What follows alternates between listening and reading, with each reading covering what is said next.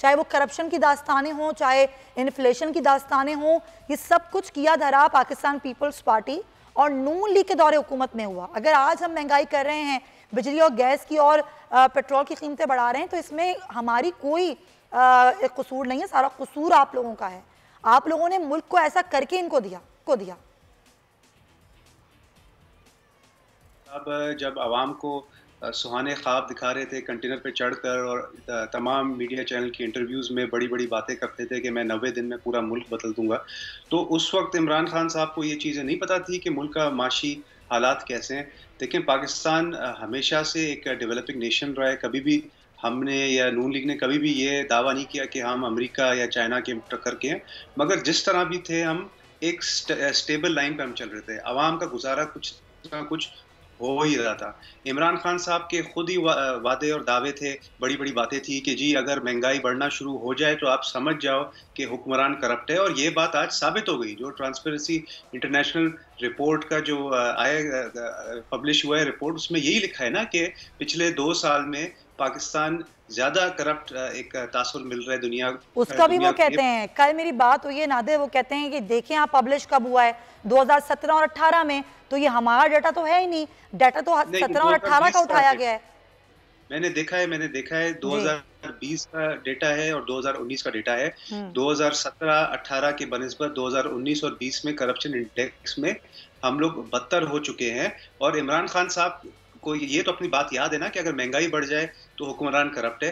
असल में इमरान खान और उसकी नायल हुकूमत को अपनी कोई परफॉर्मेंस दिखाने का कोई है नहीं, उनके पास कोई चीज़ है नहीं कि वो दिखाएं अवाम को कि हमने आपके लिए ये रिलीफ दिया। इसलिए वो पिछले हुक्मरान के ऊपर अपनी सारे तीर और सारे निशाने पिछले हुक्मरानों के ऊपर कर रहे हैं। अगर ये खुद कुछ कर सकते तो इनको 2.5 साल तो मिल चुके हैं ना। 2.5 साल में तो 2 बच्चे भी पैदा हो जाते। इन्होंने किया क्या अवाम के लिए? कोई चीज़ ऐसी, कोई अशिया है ऐसी जो इन्होंने सस्ती की हो? कोई अवाम के लिए रिलीफ, एक नौकरी दी है इन्होंने, एक डेवलपमेंट प्रोजेक्ट दिया है इन्होंने। कराची से सबसे ज्यादा इन्होंने वोट उठाए हैं। अच्छा, मजे की बात, आप लोग ऑपोजिशन में, इस वक्त ऑपोजिशन का किरदार होता है। पीडीएम आई इसीलिए थी कि अवाम जो महंगाई की चक्की पिस रहे हैं उनकी आवाज बनेगी। वो पीडीएम जिसने आवाज उठानी थी, जिसने अवाम की आवाज बनना था, वो पीडीएम भी अभी कुछ नहीं कर पाई है। आप लोग कब अवाम के लिए बात करेंगे? कभी इलेक्शन कमीशन के बाहर धरना होता है, कभी किसी और ब्रॉडशीट के खिलाफ बात होती है, तो बात करें तो अवाम के लिए करें ना, ताकि फिर अगला वोट आप लोगों को अवाम का मिले।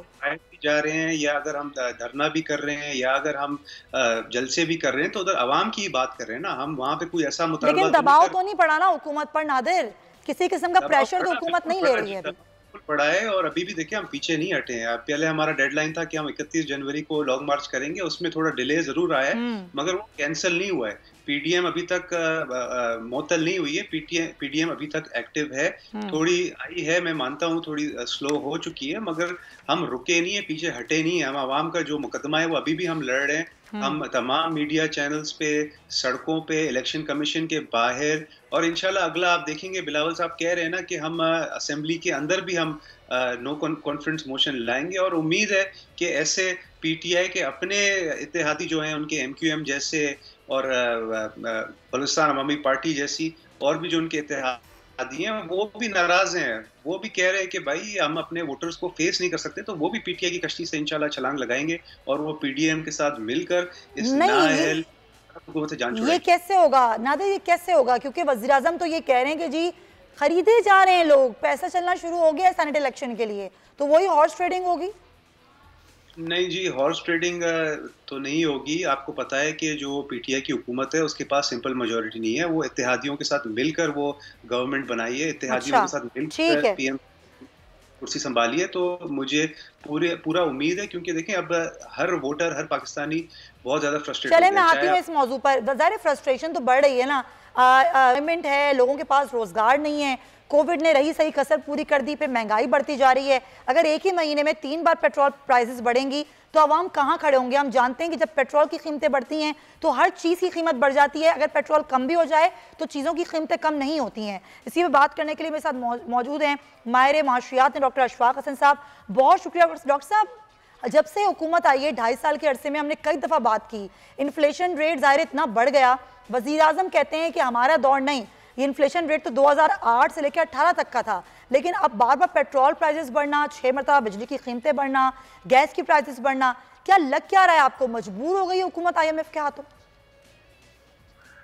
मुझे कुछ ऐसा लगता है कि जब हमारी मईशत थोड़े बहुत चलने के काबिल होती है, कुछ इंडस्ट्रीज में हिलजुल नजर आने लगती है, एक्टिविटी हो रही है, प्राइवेट सेक्टर का जब कॉन्फिडेंस आने लगता है, तो ठीक उसी लम्हे इंडस्ट्रीज के गैस की सप्लाई कट कर दी जाती है।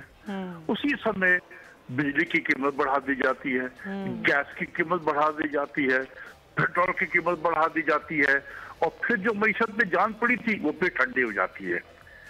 ये कौन कर रहा है? प्राइम मिनिस्टर से ये करवा रहा है, आई हैव नो आइडिया।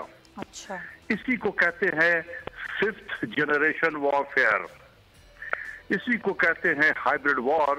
अब पाकिस्तान के आर्मी चीफ ने बार बार इस चीज को की निशानदेही की है कि ये एक इनविजिबल वॉर है जो हम पे इम्पोज कर दिया गया है। अभी आपने देखा कि कुछ हमारी इंडस्ट्रियल एक्टिविटी भी बढ़ रही थी, हमारे प्राइवेट सेक्टर के अंदर जरा कॉन्फिडेंस आया था, फिर हमने बिजली और गैस की कीमतें बढ़ाई, अब पेट्रोल की कीमत बढ़ा रहे हैं, कल को कुछ और। यानी कि हम सांस में लेने देते हैं, जब कुछ सांस लेने की कैफियत आती है गला दबा देते हैं।